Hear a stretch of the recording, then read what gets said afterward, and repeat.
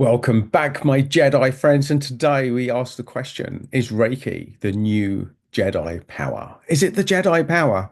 Hear a lot about Jedi, and you hear a lot about the Force and Reiki, and people that do Reiki. It can sound a little bit Star Warsy. So here we're going to make the comparison. Reiki, Jedi, the Force. Let's talk about it. Let's go, folks. Let's go.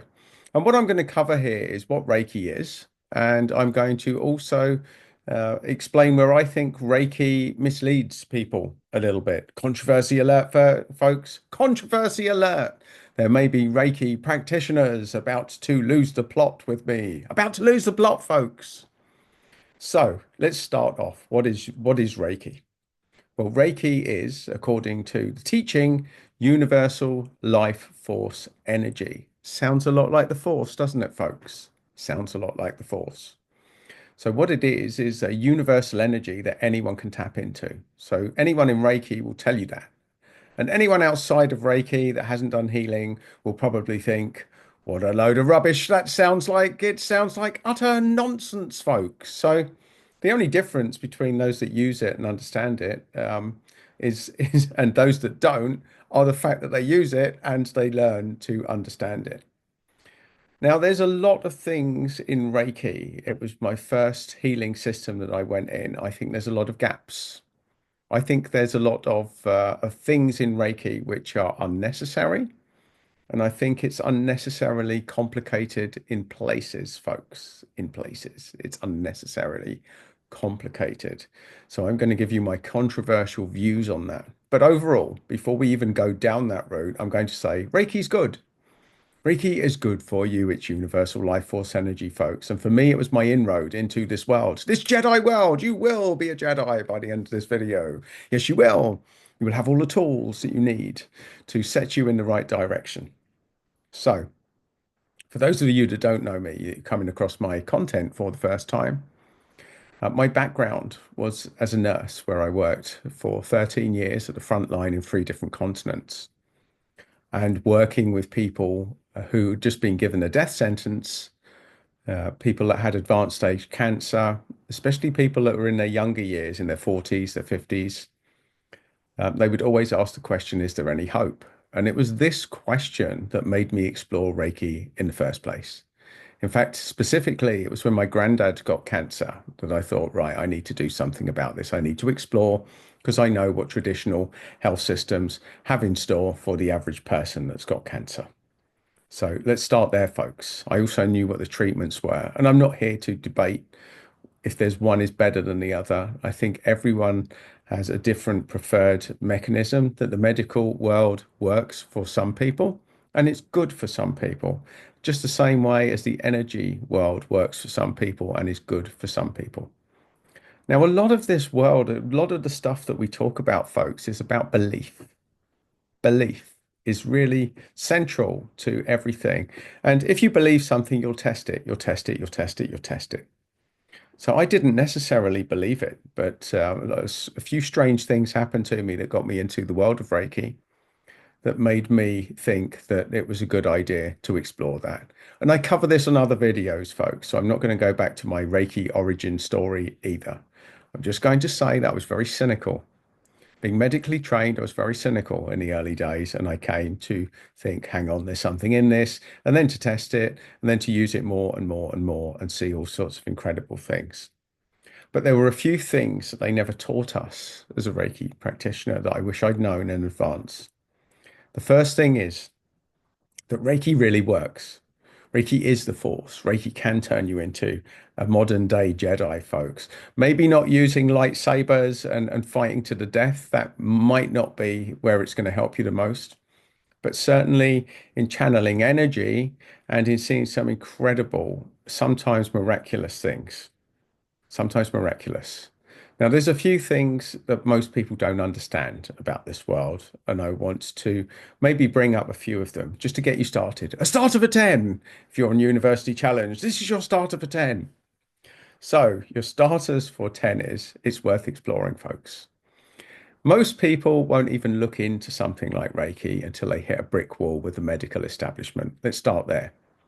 Most people aren't even open-minded enough to see anything outside of the medical establishment until they hit a brick wall or something goes wrong. Let's start there.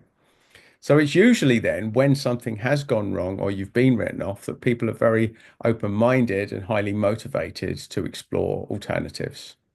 Now, this definitely isn't medical advice. This is just an objective view from somebody that has danced both sides of this line and can comment from both perspectives here, folks. There's a place for medicine. Medicine is very, very good. If you've got acute pain or an acute condition, you want a hospital. You do not go looking for a Reiki practitioner. Let's start there. So I'm not here to advocate that Reiki is better than the NHS. Absolutely not. No. Different strokes for different folks and different things for different explorations, folks. So I got into it because there were people that had been written off by the NHS that used to ask me the question, is there any hope?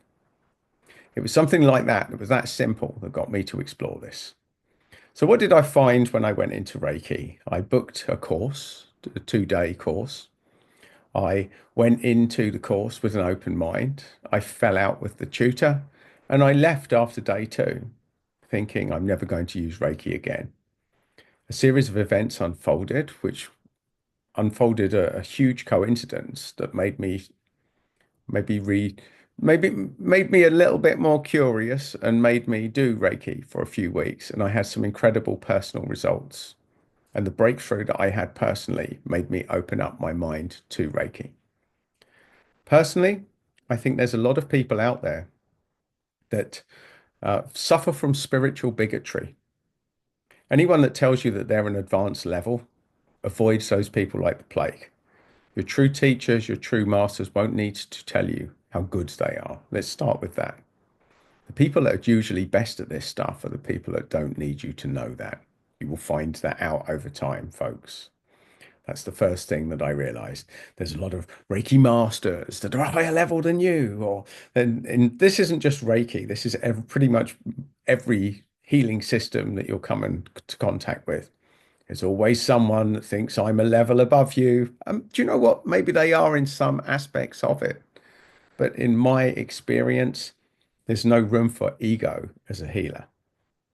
I was doing some of my best healing when I didn't believe that I had any authority at all. I just followed the instructions and I got the result.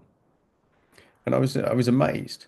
But there's sometimes you'll get results that you weren't expecting, and sometimes it won't seem like you've got any results. And there'll be other times that you do healings on people and they say that it didn't work.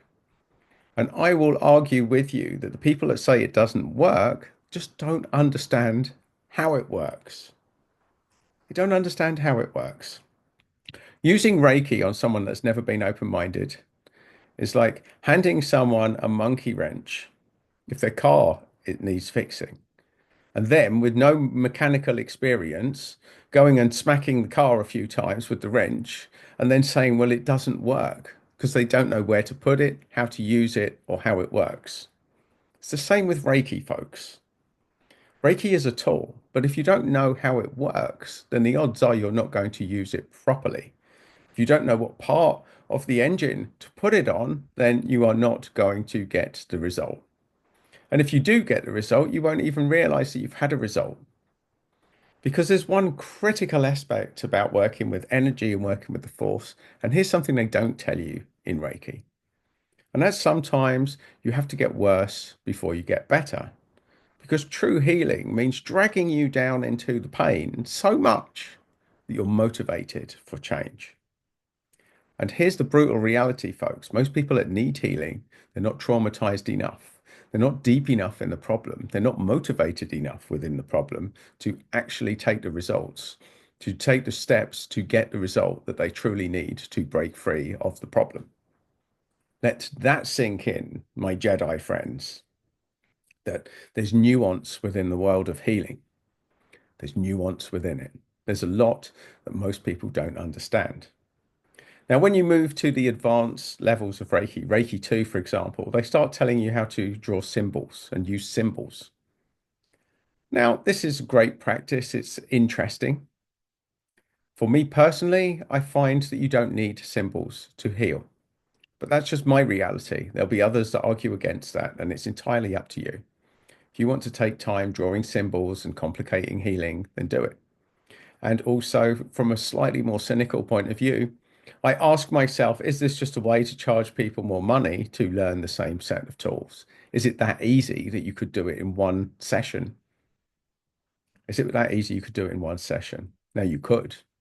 In my reality, you could, but would you believe it?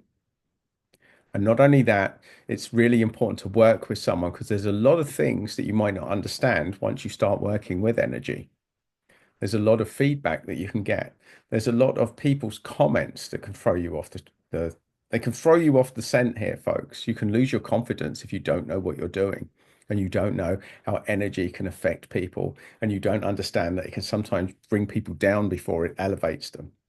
And if people are that and they're coming back out of the healing and they feel worse, and this can happen, folks, if you are not ready to explain that journey to people, then you could think that you're a terrible healer or Reiki doesn't work. And it's not just Reiki, folks, it's any energy system that we talk about within this. So it's complicated and it's nuanced when it comes to explaining it. But Reiki isn't an explanation, folks. It's an experience. You're either going to experience it and get results, or you're not. And if you choose not to, and if you choose that you've had a session and you haven't got anything positive from the session, then the odds are you're not going to take anything positive because you won't allow the Reiki to pull you down into the pain enough to motivate you to change. And that's a critical thing to understand if you're on a healing journey, folks. That sometimes we have to get worse before we get better, and that real healers will just not have any attachment with the results, won't have an attachment with the results. Now, most of the time when I give a session, when I give a healing session, and I don't use specific Reiki anymore because I use a combination of different systems that I've learned now. So I can't comment specifically for Reiki, even though I was in that world for a good few years before I came to the conclusion that I had a different way of doing things. But it doesn't mean it was more powerful or less powerful. It just meant I chose an easier path when I do healing now. I choose the least resistance, the least complicated method, the one that works best for me. And having tested that for about 25 years now, then that's my choice because of trial and error. I know that this works for me. You have to find what works for you. You have to find a teacher, a mentor that you trust, and you have to keep doing it, folks. This is it. So Reiki can be the force. It can be the new Jedi force. It can turn you into a Jedi Knight, but you need the right teacher, just like in Star Wars. Because are you going to get Yoda teaching you, or are you going to get Palpatine? That's ultimately what it comes down to, folks. There's different people out there teaching this stuff with a different angle. Everyone has a slightly different angle on this, and you will be influenced by your teacher, their beliefs around it. And their beliefs aren't necessarily the right beliefs. So there you go. There is Jedi, there is the Force, there's Reiki, there's my tuppence worth on it, folks. And apparently I am a Reiki master. But I don't really sit on that title very much. And I certainly didn't feel like a real master when I first qualified as a Reiki master. In fact, I went to a gathering of about a couple of hundred of real, what I call real Reiki masters. And when I was there, I found out that I was actually had an advantage because I wasn't buying into the narrative. I wasn't holding the tutors at the top of the tree in too high regard. I was questioning everything. And I upset a lot of people and ruffled a lot of feathers through asking too many questions that they couldn't answer. And that's another video for another day, of which you can find on this channel somewhere, because I have spoken about this stuff at length. But today we're talking about the Force, Jedi. What is it? Does it interrelate? And the answer, my friends, is yes to all of the above. It does interrelate. But what you choose to do with it will be directly associated with the outcome that you get. And my Jedi friend, you will energize yourself. And should you wish to take this to another level, then you might want to look into signing up to the membership program that I attach so that you can work directly with me for an absolute bargain of just under £30 a month. So I suggest you look into that, my friends, if you're interested, if you're curious, if you want to up your game, if you want direct access, if you want to ask more questions, then join the journey, join the ride, ask your questions, and share your comments, my Jedi friends, because we will elevate our consciousness together. So, on that wonderful note, if you're not already subscribed to the channel, my friends, and you want more pieces to this very complicated jigsaw, please do like and subscribe just there. There's another piece to the jigsaw just there. And if you have any comments or questions, then leave them below, and I shall catch you on the next video.